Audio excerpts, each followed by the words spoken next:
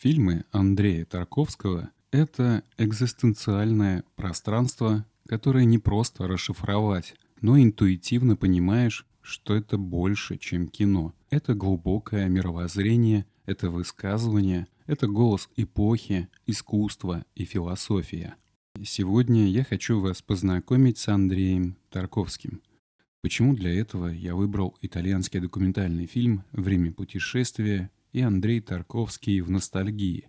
Потому что Тарковский как никогда сосредоточен и искренен, и ностальгия, как болезнь, символизирует угасание.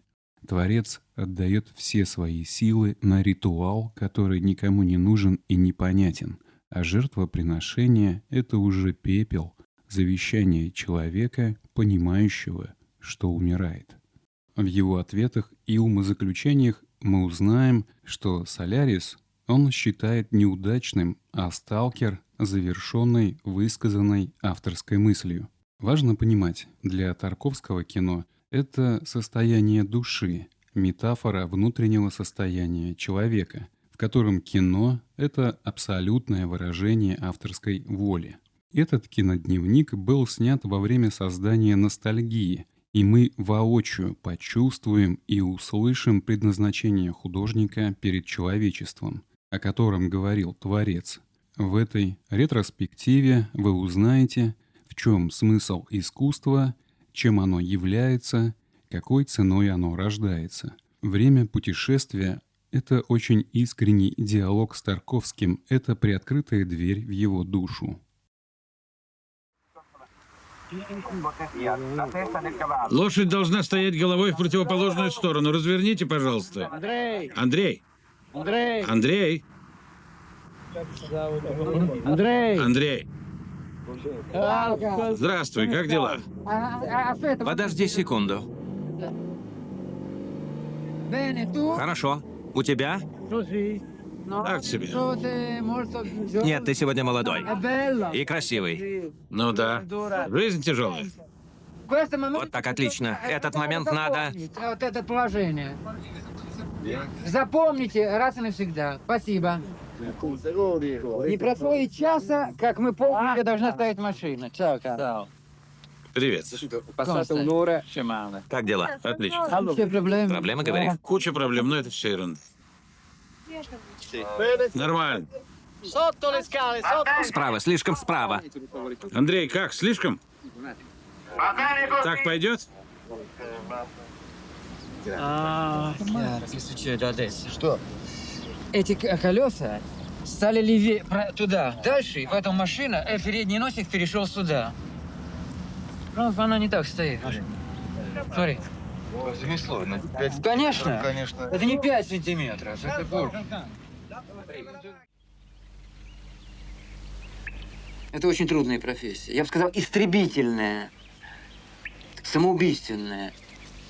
Особенно трудна она потому, что очень трудно в кино остаться самим собой. Потому что гораздо удобнее нравиться, чем не нравиться.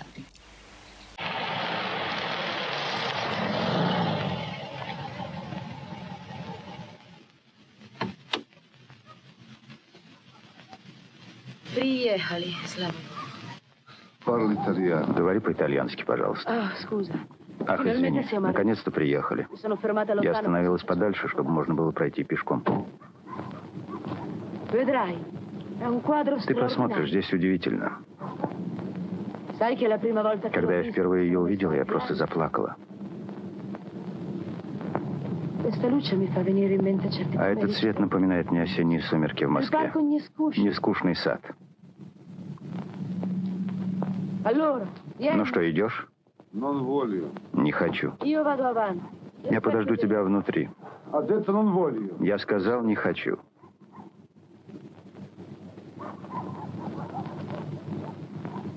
Надоели мне все ваши красоты, хуже горькой редьки. Не хочу я больше ничего для одного себя только. Никакой вашей красоты. Bisogna vedere tutto quello che teniamo di questo viaggio che abbiamo fatto, quello che può servire alla sceneggiatura e quello che non serve per buttarlo via. Però dobbiamo fare un elenco generale, cominciare, mi pare, da Sorrento, da... Ah, scusi un attimo.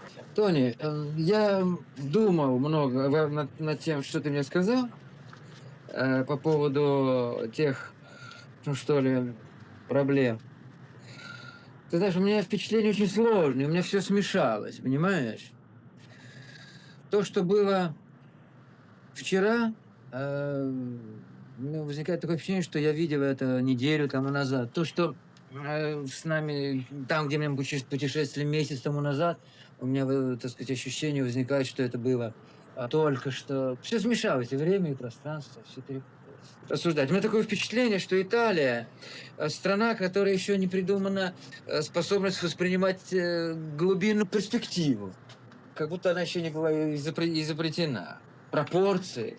Это там, где мы видели вот эти трулли, где стоящие на равнине. Эти пространства каким-то образом напоминают мне Россию и ее пространство. Все же остальное как бы плоское, как бы распределено на одной поверхности. Quali sono le immagini che ti sono rimaste in mente di quello che abbiamo visto? Я понимаю. Я скажу тебе прямо. В начале нашего путешествия мне было как-то не очень по себе. Потому что на юге Италии, на побережье, мне показалось, что оно несколько, вот это Амальфи, как-то очень красиво. Molto bello. Ma слишком курортное место. Место для отдыха, для туристов. Это меня несколько раздражало. Больше всего мне понравилось, скажем, Амар. Или, скажем, место, которое называется Aurore. Sai che mi dispiace, guarda, ti dico francamente, mi dispiace se buttiamo via tutto Lecce col barocco, perché è bello.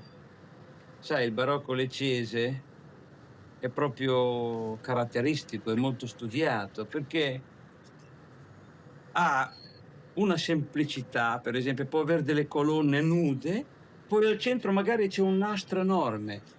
Quindi Ghirigori, questa sua bizzarria, nasce soltanto in certi punti particolari. Poi queste chiese, non so, ti ricordi quelle chiese, cioè tutto questa pietra di Lecce, mi pare quel prete ha parlato di una pietra speciale, è tutta negli altari e semplicità. Sì. E mi piace, Lecce mi ha colpito proprio. Può darsi che possa servire, se per caso il nostro personaggio, per esempio, è architetto, come dico, è un peccato che non veda Lecce. Тонина, мне кажется, что это место слишком красивое для нашего фильма. Оно слишком красивое. Само по себе оно очень интересно, но для нашего персонажа, несмотря на то, что он интересуется архитектурой, это слишком, на мой взгляд. Это вовсе не означает, что наш персонаж должен все время находиться рядом с какими-то гениальными архитектурными сооружениями. Il barocco leccese è stato possibile così portarlo avanti perché è la pietra locale che permette di essere lavorata, è una pietra dolce come noi diciamo, una pietra dolce che permette di essere lavorata e resiste anche al tempo. Lei può vedere qui. Vorrei anche aggiungere che sotto la cattedrale c'è l'antica cappella, diciamo così, l'antica chiesa. Ci sono, non so, 48 colonne, però hanno tutta una simmetria particolare. Lei vedrà tutte le colonne, tutte dritte così. Ho capito. Qui esisteva nel sud addirittura, diciamo così, una cultura, anche letteraria, che precedeva Dante. Tutte le culture, indiana, persiana, egiziana, accate come mesopotamica, scandinava con le nonne, ellenistica, platonica costiniana, biblica, brettone, sono tutte attaccate all'albero, perché in tutte le culture c'è qualche cosa di vero e l'uomo, per arricchirsi, conservando il proprio credo politico e religioso, prende ciò che gli manca dalle altrui culture e si arricchisce. Quindi senza chiusure. Senza chiusure. Questo concetto è stato ripreso dal Concilio Vaticano II, ma noi lo vivevamo già. È il concetto biblico. Мне очень интересно бывает сочинять свои фильмы. придумывать их, писать сценарий, придумывать мизансцены, искать места для съемок. В общем, придумывать все, что связано с постановкой будущего фильма.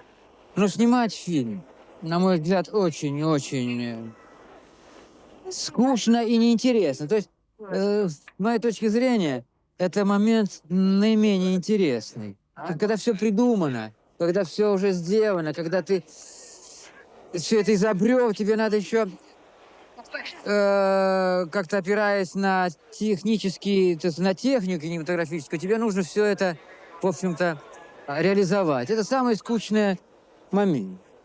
Ты должен все время передвигаться туда-сюда, а то дым все время сносит. Теперь назад. Готовься, Флавия. Флавия, пошла, давай.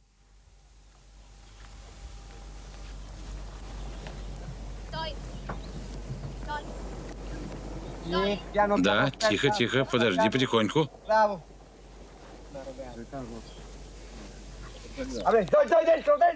Зои, право, право. Зои, ко мне, ко мне. Ко мне. Сюда, сюда, ко мне. Se lei dovesse parlare ai grandi registi di oggi o del passato, a ognuno di loro, quale tipo di ringraziamento vorrebbe rivolgere per quello che sente che le hanno dato?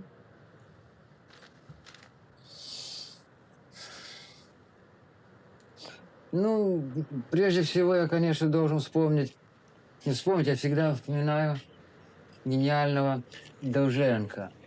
Александра Довженко, «Ла Терра» дель Довженко. Немая картина. Потрясающий режиссер, и в том немом периоде кино он делал чудеса, с моей точки зрения. Поэтический кинематограф. Я постараюсь быть коротким, чтобы ответить коротко на эти вопросы. На этот вопрос. Затем Брессон. Робер Брессон. Брессон меня всегда потрясал и притягивал своим аскетизмом. Мне кажется, что он единственный режиссер в мире, который достиг абсолютной простоты в кинематографе. Так как в музыке это сделал Бах, в живописи Леонардо, как писатель Толстой, Перме Толстой, capite? И поэтому он для меня является всегда примером гениальной простоты, аскетизма. Антониони, черт. Потому что в свое время Антониони на меня произвел неизгладимое впечатление своими картинами и в большей степени приключением, где ты, кстати, делал сценарий. И да, ты помогал, но ты делал сценарий.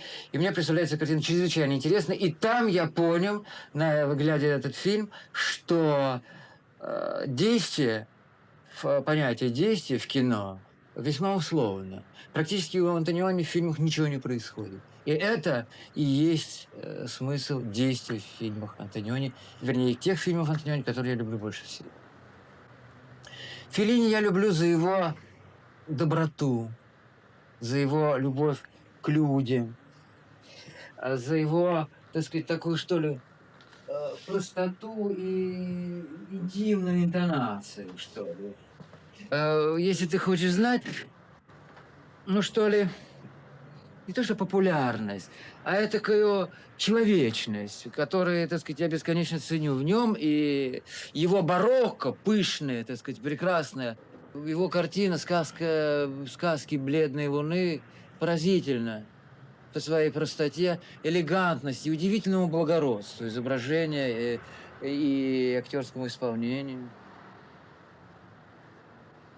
Я с нежностью вспоминаю и с благодарностью о Виго, о французском режиссере, который является, по-моему, вообще отцом нынешней французского кинематографа. Сначала новой волны, а затем то, что эта волна выбросила, так сказать, на берег, что осталось после этой волны. Это было Виго породил французское кино, и, к сожалению, никто не мог пойти дальше него. Затем я всегда с огромной благодарностью и с удовольствием вспоминаю фильмы Сергея Параджанова, который я очень люблю. Способ мышления, его парадоксальный и поэтический, его умение любить красоту, его умение быть совершенно свободным внутри собственного замысла. Что такое кинокадр, который начинается с момента, когда мы говорим «начали», и кончается, когда мы скажем «стоп». Что это такое? То есть это фиксация реальности, фиксация по существу времени, фиксация и практически это консервы времени, которое вы можете, мы можем просматривать теоретически бесконечно. Ни одно из искусств не может зафиксировать время, кроме кино. По существу, что такое фильм?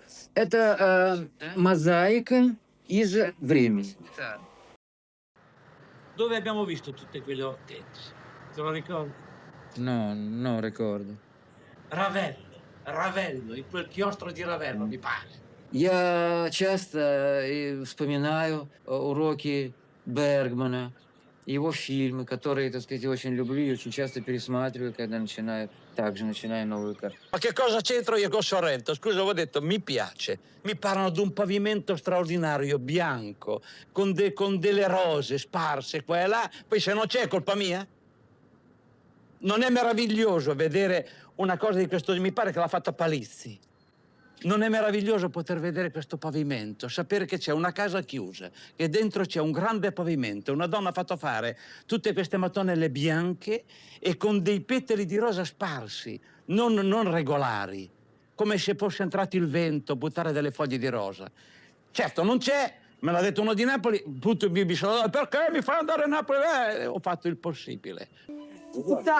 Мне идет. Красивый. Иди.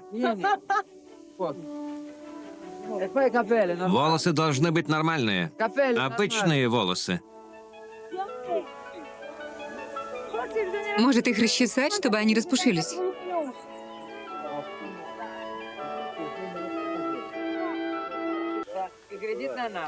И смотри, все время смотри в нашу сторону. Я не вижу этих крыльев, я не вижу их, я не Он не видит кончики крыльев, Лин.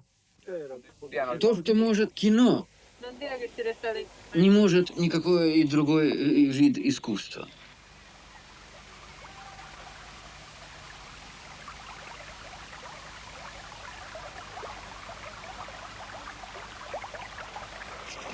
Se lei dovesse parlare a dei giovani registi, quali potrebbero essere le sue raccomandazioni principali?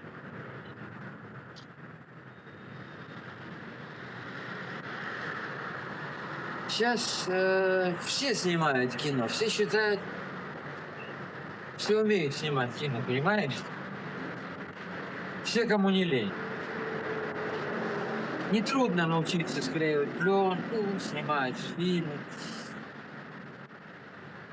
Но самое главное, что я бы посоветовал тем, кто начинает в кино, это что, чтобы он научился не отделять свою работу, свой фильм, кино от жизни, которую он живет. То есть, чтобы он не делал разницы между фильмом, своей работой и собственными поступками. Вот что самое. Потому что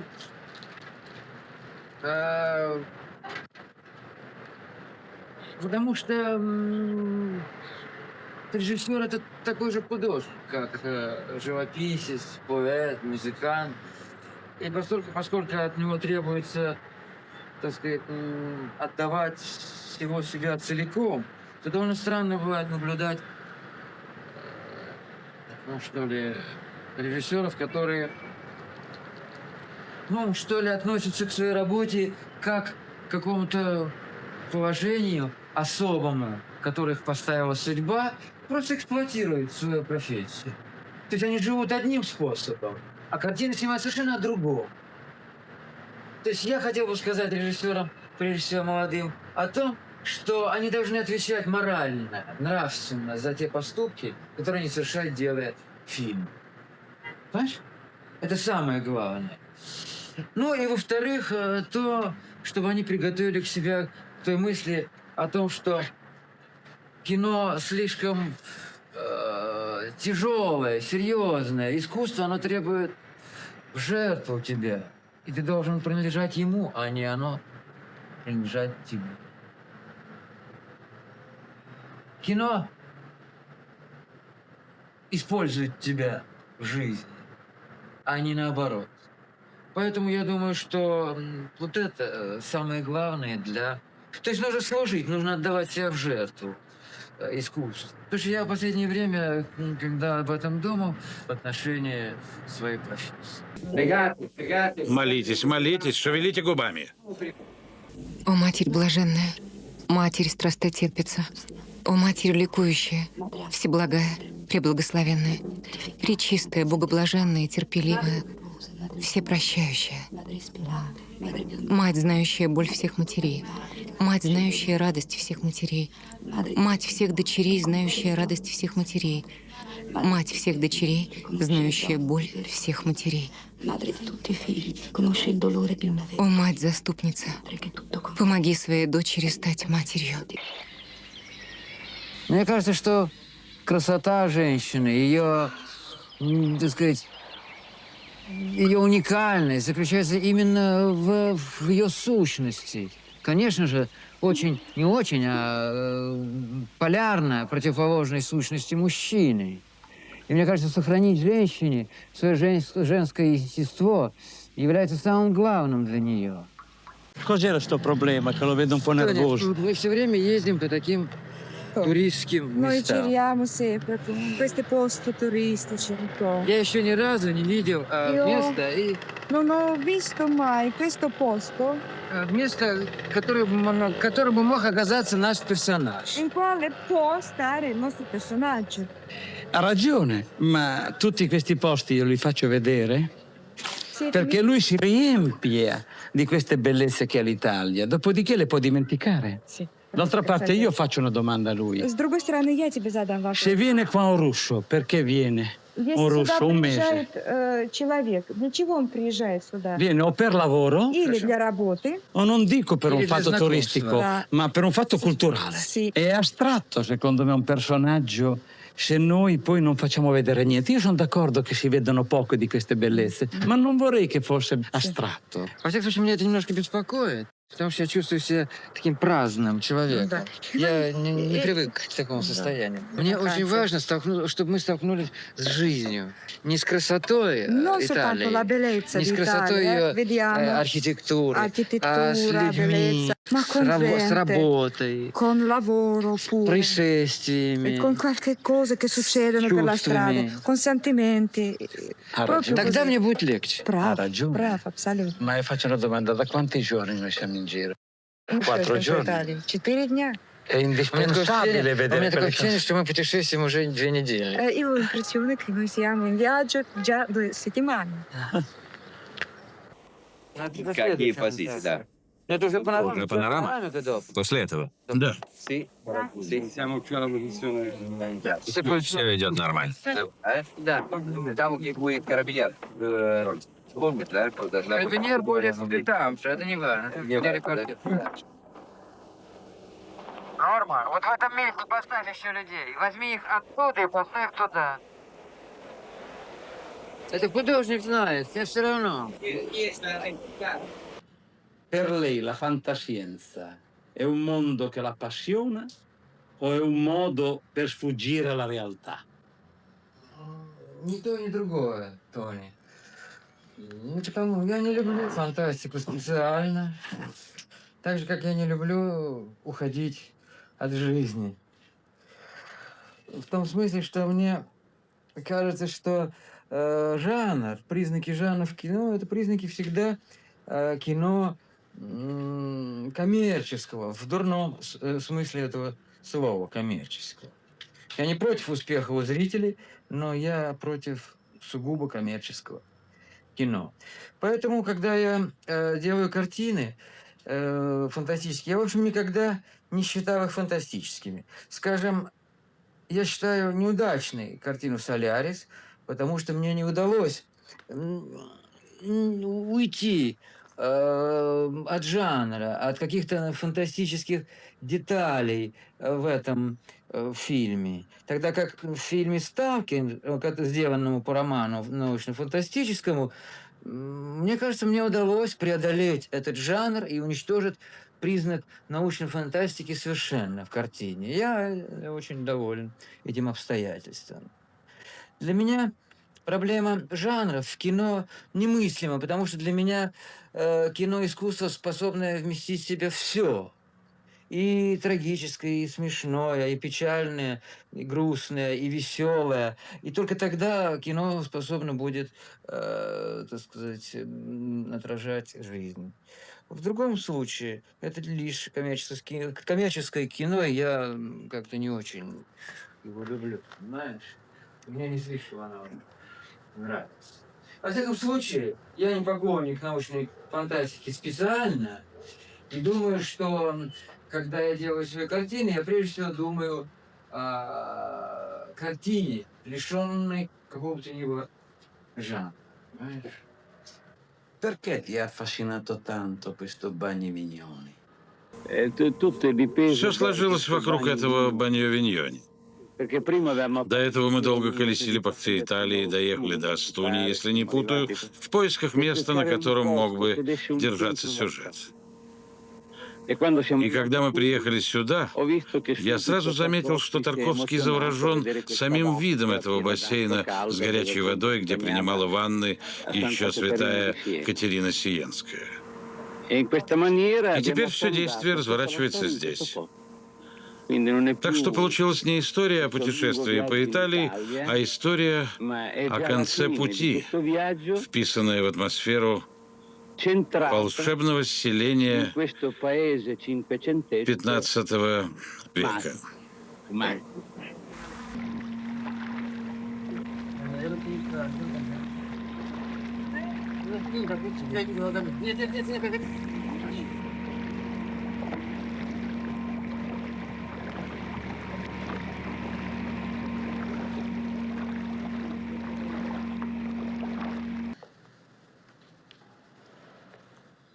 Мне показалось, что здесь в гостинице должна быть снята одна из самых главных сцен. Ну, может быть, не в гостинице, а в декорации, сделанной в духе этой гостиницы. Помнишь, я почувствовал себя плохо и пошел в 38-й номер отдохнуть на час. Меня поразила эта комната, поскольку в ней окно выходило не на улицу, я не увидел пейзажа. Это был колодец, очень маленький колодец с таким очень рассеянным светом, тусклым. Там было темно, всегда темно в этой комнате. Она очень странная какая-то. То ли это больница, то ли какое-то таинственное место, где человек может только очень плохо себя чувствовать. Тут не хватает воздуха. Мне показалось, что мы должны сделать сцену здесь, в этой комнате, связанную с нашим героем. Момент кризиса. Вот что мне показалось. И не только эта комната мне нравится, Баньо Виньони. Мне нравится также этот бассейн, конечно же. Этот бассейн, из которого по утрам идет пар, клубится вокруг. Эта атмосфера какая-то таинственная, очень грустная, очень печальная, немножко пустынная. Я думаю, что поздней осенью там будет очень красиво. Это самое главное, конечно, я согласен с тобой, это самое главное место нашей будущей картины, место действия. Потом я вообще не думаю, что нам нужно большое внимание обращать архитектуре, несмотря на то, что наш герой интересуется архитектурой.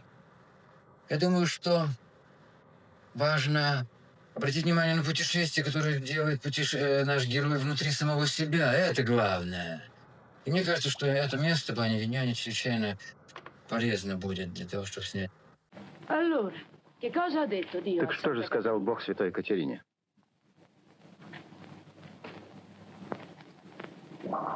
Tu sei quella che non è. Ты не та, что ты есть. Io invece colui che sono. Я же тот, который есть. Вы слышали? Bravo Domenico! Quali sono i film che non sei riuscito a fare e perché? Ну вот, но много других также было, так сказать, замыслов, которые мне не удалось реализовать. Но я думаю, что, в общем-то, всегда у каждого режиссера бывают какие-то планы, которые не реализуются по каким-то причинам. Мне кажется, что это входит в работу режиссера. Вот такое, что ли, такие идеи, так сказать, иметь, которые остаются за пазухой, что ли, которые ты не успеваешь или не можешь снять. Вот. Потом у меня была очень хороший один сюжет. Я все-таки надеюсь, может, когда-нибудь к нему вернусь. Очень мне нравящийся, который безумный. О человеке, который сжигает свою жену за то, что она не говорит правду, за то, что она врет. Причем по мелочам врет. Понимаешь? То есть он ее так любит, и она его любит. Она прекрасная женщина. Они обожают друг друга, и у них чудные отношения. Но она сочиняет. Она уходит из дома, и когда она возвращается, он спрашивает: ты где была? Он говорит: у подруги. А ему точно известно, что она была не у подруги, скажем, а была где-то в другом месте, в кино. Он не понимает, почему она врет. Мне кажется, что она тоже не понимает, зачем она это делает. Наверное, так сказать, из чувства самосохранения. И кончается все, он никак не может, он борется с ней, никак не может убедить ее в том, что врать не надо. Он никак не может. И кончается тем, что он ее привязывает к дереву и сжигает на костре, как жандарм. Мне очень нравится этот замысел. Но я его, так сказать, не снял. Но больше всего мне жаль один сценарий, который был написан с моим другом, рассказывающий о том, как один человек искал место, где похоронена его мать. Он не знал точно его могилы. И с надгробным памятником в грузовике он ездил по провинциальному городу, искал место, расспрашивая у людей, не помнят ли они, где умерла его мать, тем, чтобы поставить памятник. Ему это не удается сделать, он сбрасывает этот памятник на первом попавшемся деревенском кладбище. Ты должна соразмерять свои эмоции. Понимаешь? Обязательно. Так что никаких слез сейчас. Еще раз. Это очень трудно передать. Ну да, я знаю.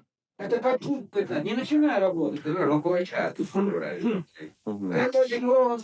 Одно слово пронда, и все, и я приду. Я буду рядом с тобой. Ты защищаешься. А как ты должна защищаться? Ты должна его уничтожить морально, раздавить, понимаешь, своей силой, своего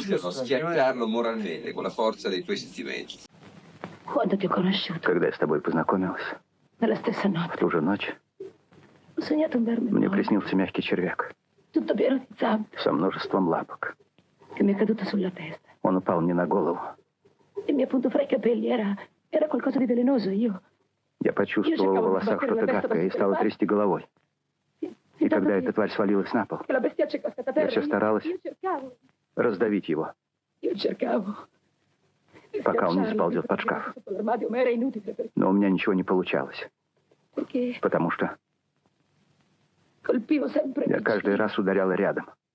И никак не могла раздавить его.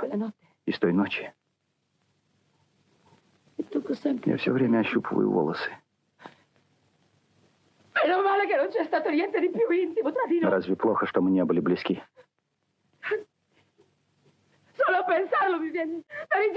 Меня тошнит от одной мысли об этом.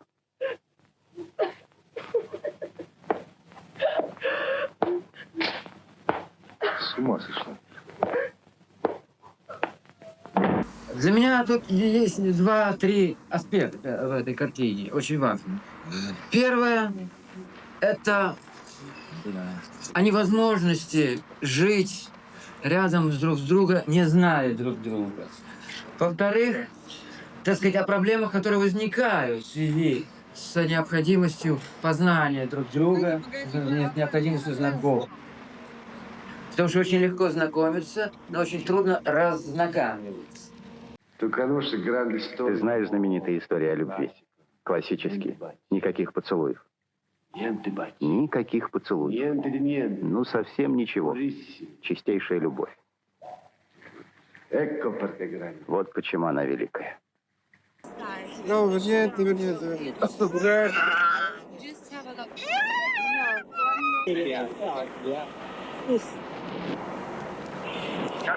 Начали. Камера работает. Теперь ты горишь. Корчись, корчись.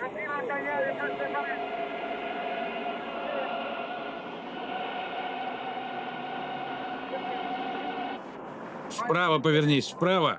И одновременно поведи рукой.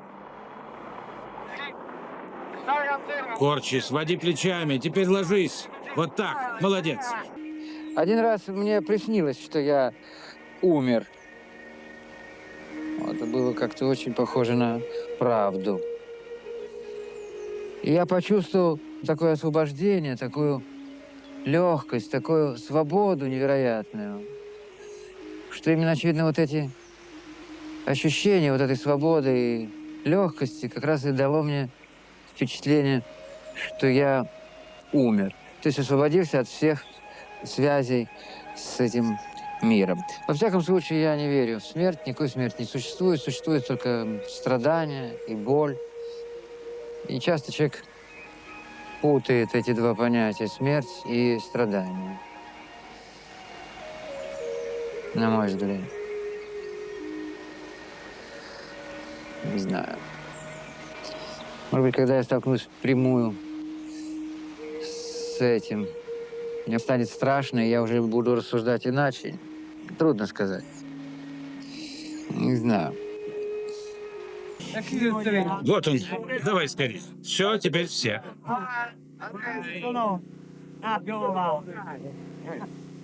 Кстати, я и сейчас не уверен, что я знаю, что такое кинематограф. Мне кажется, что это самая огромная тайна. Впрочем, как всякое искусство.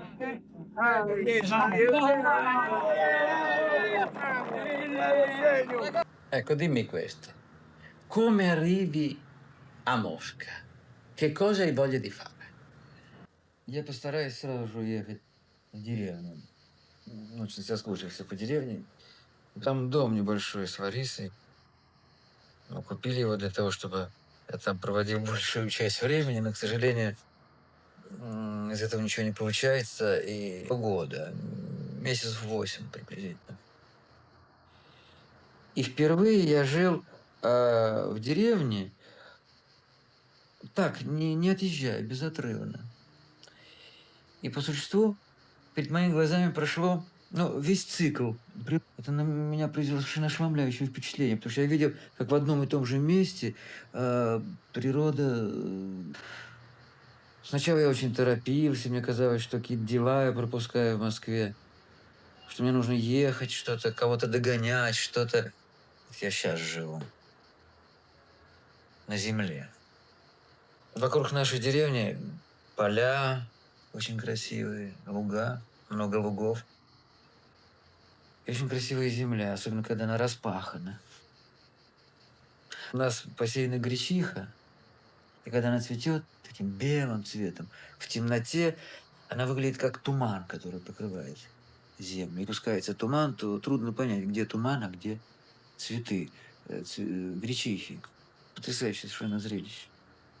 Очень красивая, влажная земля, она какая-то такая лиловая, а сухая она, так, когда по ней идешь.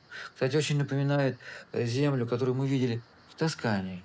Fammi sentire la tua poesia in dialetto. Ancora. Quale? Quella del capò. Ah, quella che di stamattina? Provo.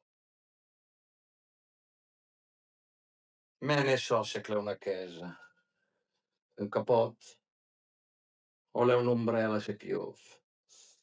Allora in pieno di bocci, strazza, nadri, tendi, vantai, e perché non vuoi scappare mai. Allora è una gabbia, piace tutto qui ti passa, e in un gasotte spocca mai come te. Ma la roba che si mette, l'excelizira, la resta chiusa qui.